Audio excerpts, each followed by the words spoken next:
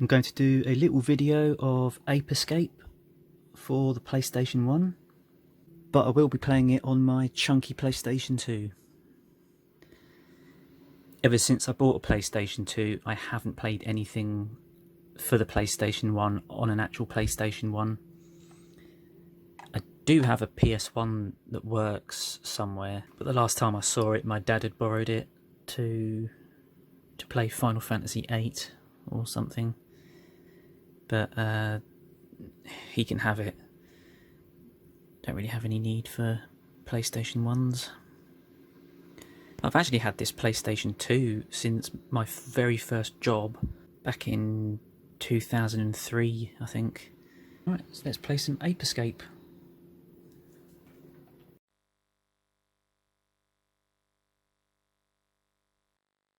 Yeah, there was a time where some people had those little PlayStation controllers, but then the DualShock controller became the standard.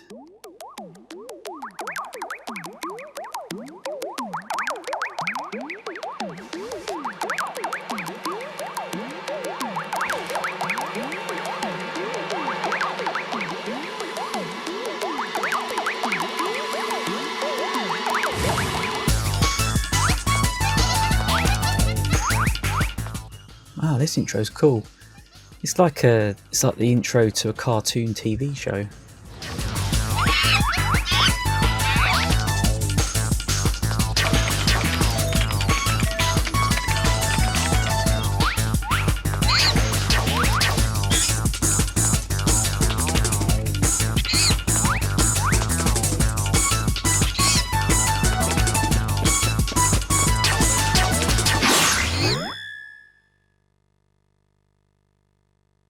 Nice intro.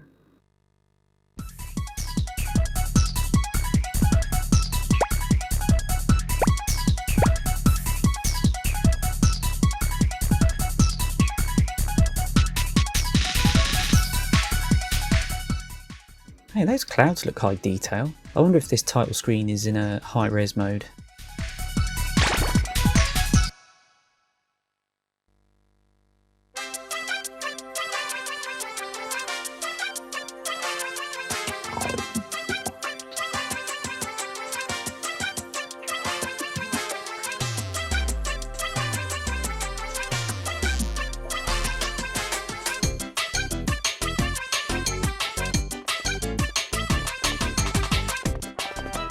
Hey, Spike, do you think the professor finished his time machine?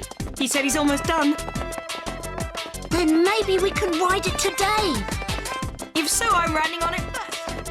Hey, that isn't fair, Spike. I don't really think of this game as some sort of AAA release for the PlayStation, but it was made by Sony, and I think it got really good ratings at the time.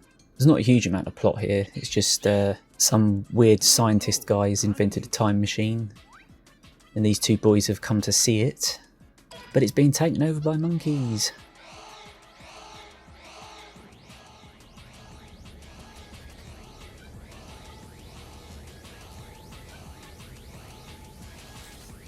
Some cheeky monkeys.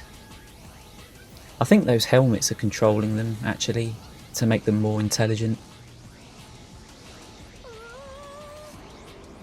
I mean, of course it's a PlayStation game, so there's not a huge amount of detail in the characters, but you can see that they put a little bit of effort into the animations by making the characters look at each other and things like that. Okay, I got it. This becomes this, and when it becomes that, this goes like this, therefore that became this. We did it, Katie! The time machine is completed. This isn't the time for that.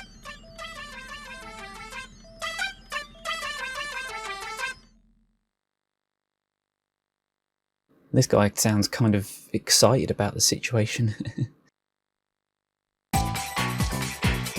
Spike, can you hear me? Something awful has happened. You have slipped in time with the accident earlier. You will soon arrive in the prehistoric era when dinosaurs existed. On top of that, the monkeys also have slipped in time in various eras. If we leave them alone, the history of Earth... Yeah, I do like the effort they put into these animations, actually. Even games like the Final Fantasy games or the Resident Evil games just had really basic poses for their animations. the net. And if by any chance you're in danger, counterattack using the club. It will be useful. It is a tough job, but you can do it. I'm relying on you.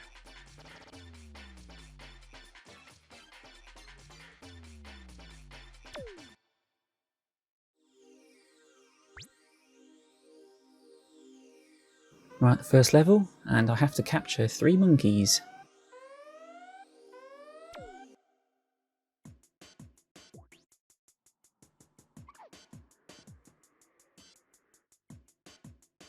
Oh, this does look good, doesn't it? Do your best.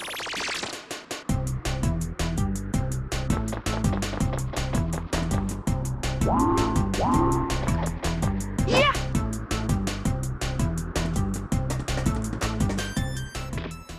This game does have strange controls. It's, I think a lot of games were inspired by Super Mario 64.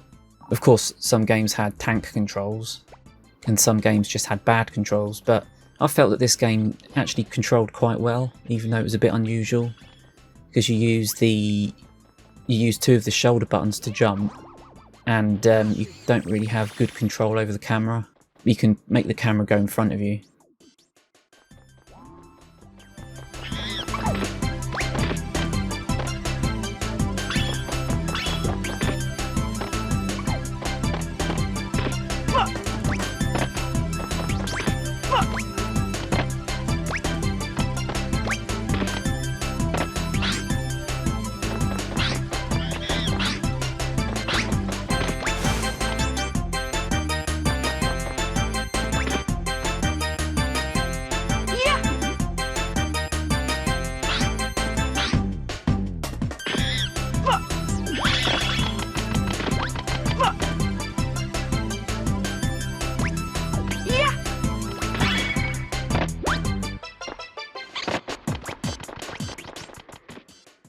This is great though, it looks good. The music sounds good. There's no slowdown or anything like that. Oh no, invisible walls. I suppose it was either that or letting you fall off the edge of the world. There's a monkey up there, but I don't think you can get to him, actually.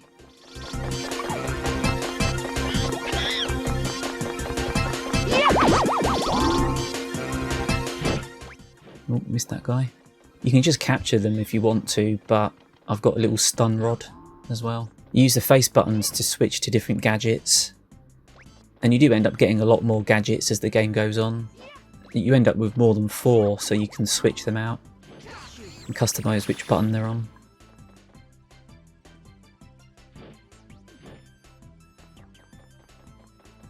Yeah, this game's great so far.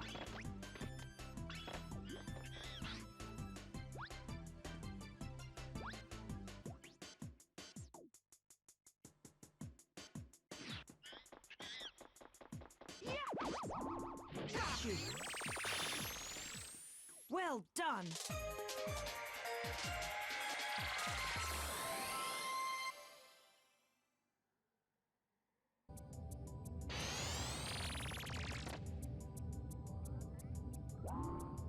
I do think when I go back to a PlayStation game that I've not played for a long time that it's going to have aged really badly, because they were fairly early 3D games.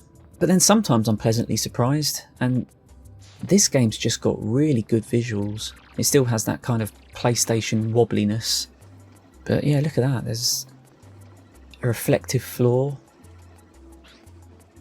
It doesn't slow down at all, does it? I got a bit lost here, but this is actually just like the hub. You can save your game here, you can do mini games. But I don't want to go here, I want to go to the next level.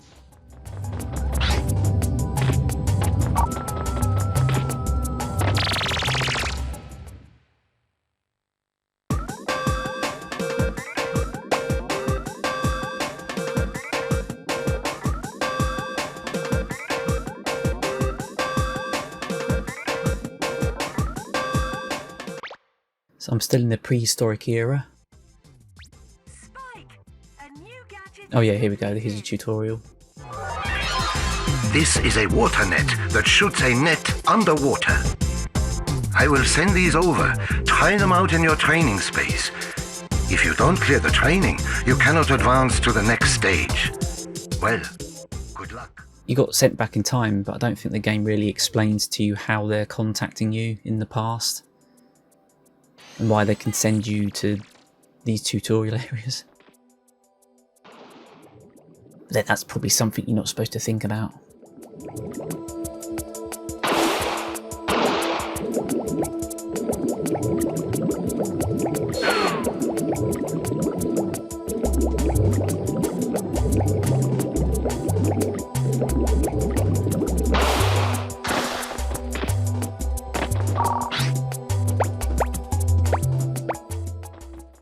This was exclusive to the PlayStation. It was made by Sony. I think at the start of the release of the PlayStation, Sony didn't really have any development studios, but they quickly acquired quite a few.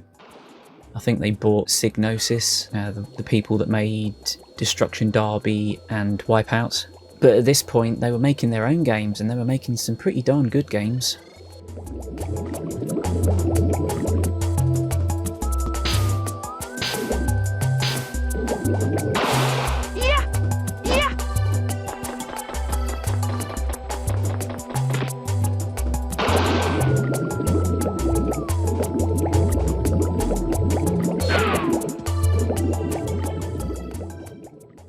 I felt the controls weren't too bad for this, but I bet I would have really struggled with it back in 1999, and I think that's really just down to not being used to playing 3D games back then, but it's second nature nowadays.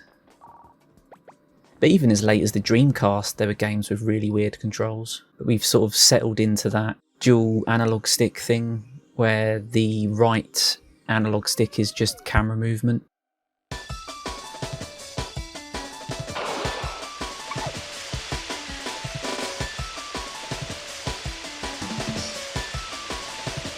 your best.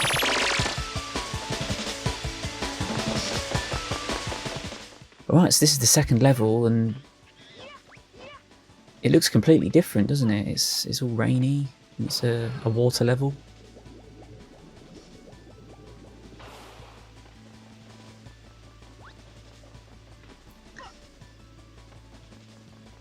You can see there it doesn't have infinite draw distance, but the PlayStation was powerful, but it wasn't that powerful.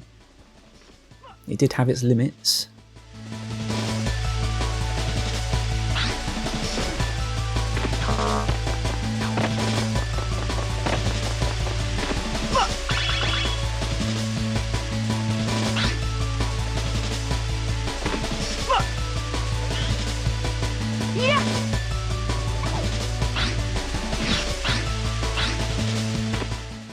They do a good job of making each of the levels have a bit of variety in them, to be fair. The basic premise of capturing the monkeys is still there in every level, I think. But you have all sorts of different things going on from level to level, and you end up with different gadgets to help you as well, which adds a lot of variety. In fact, this is probably one of the best platformers on the PlayStation. At the time, I was a fan of the Spyro the Dragon games, which were a little bit more like collectathons rather than something like this, with a really carefully crafted game engine that could display really big maps without slowdown.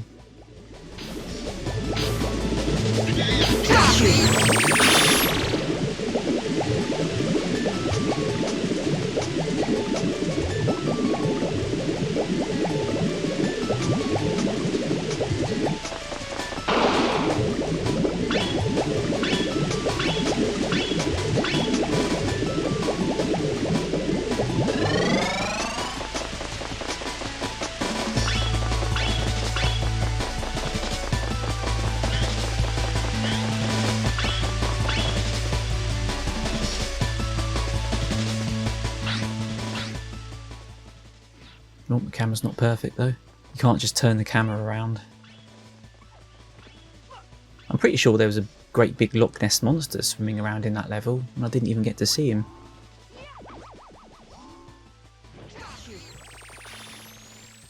Well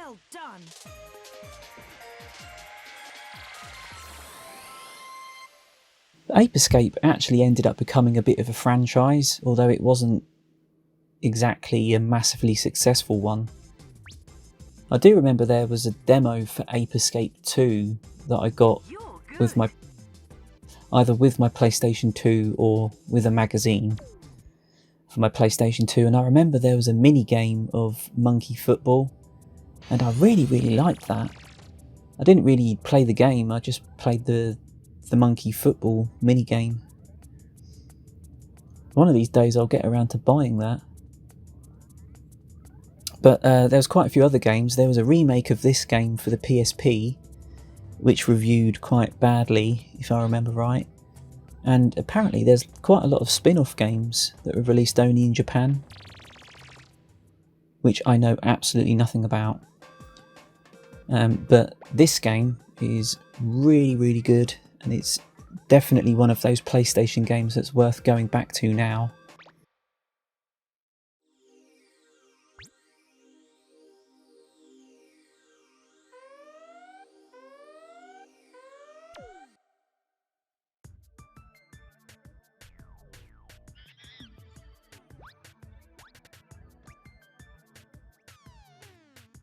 Alright, so this is a much more expansive level, and I've got 6 monkeys to catch.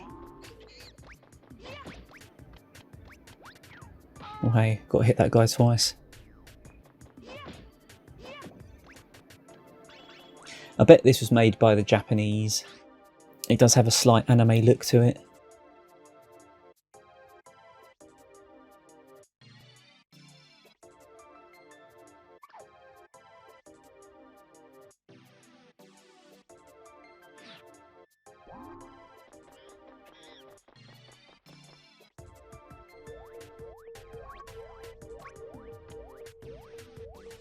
Oh, there's a different gadget there.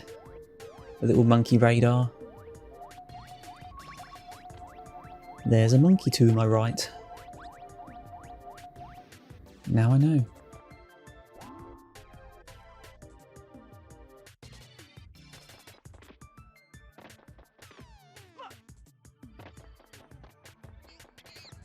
Yeah, these visuals are great, aren't they? You can't really hide the fact that it looks like a PlayStation game, but that's down to a few different things. I think Sony intended to make the PlayStation as easy as possible to develop on, knowing that it was going to be a big jump up from making 2D games to 3D games. To my understanding anyway, the polygons, they kind of snap to a grid that's a lower resolution than the actual game's resolution. It's like simpler calculations. The texture mapping is, I think it's called affine texture mapping, and that causes all sorts of problems.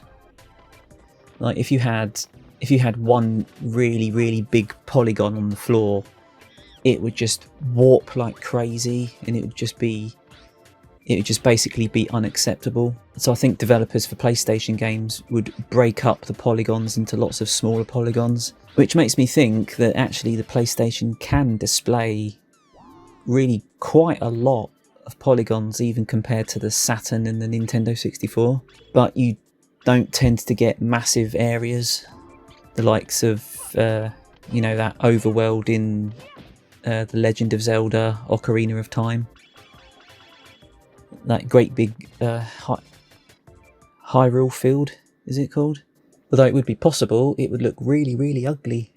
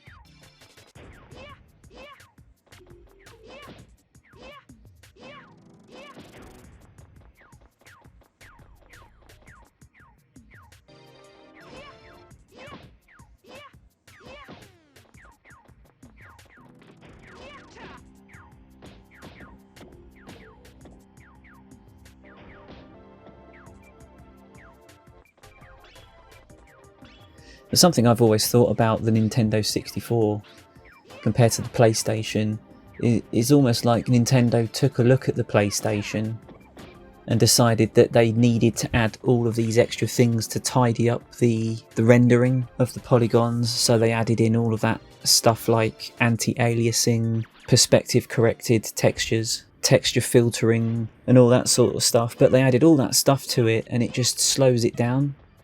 So Nintendo 64 games often end up having quite bad frame rate issues, whereas PlayStation games don't.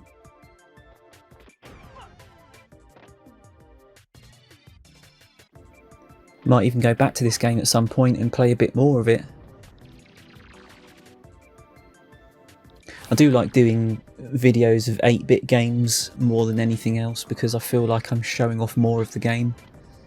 Because you can't really, even if you make your video 40 minutes long, you're still only showing off a few of the levels.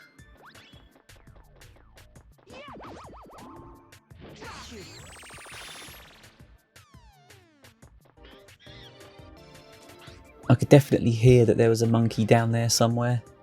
I was trying to get a good look at him, but...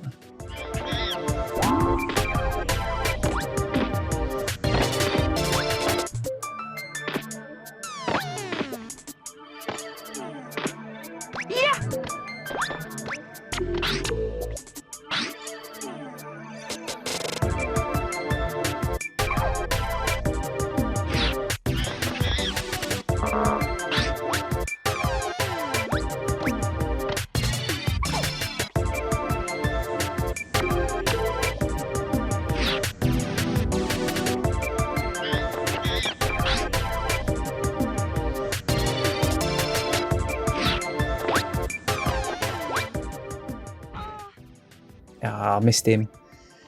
So I'm right back at the start now.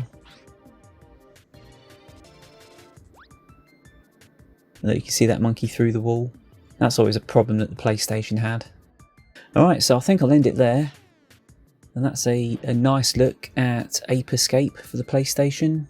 Yeah, I think that game is still really good fun. So there you go, that's the end of the video.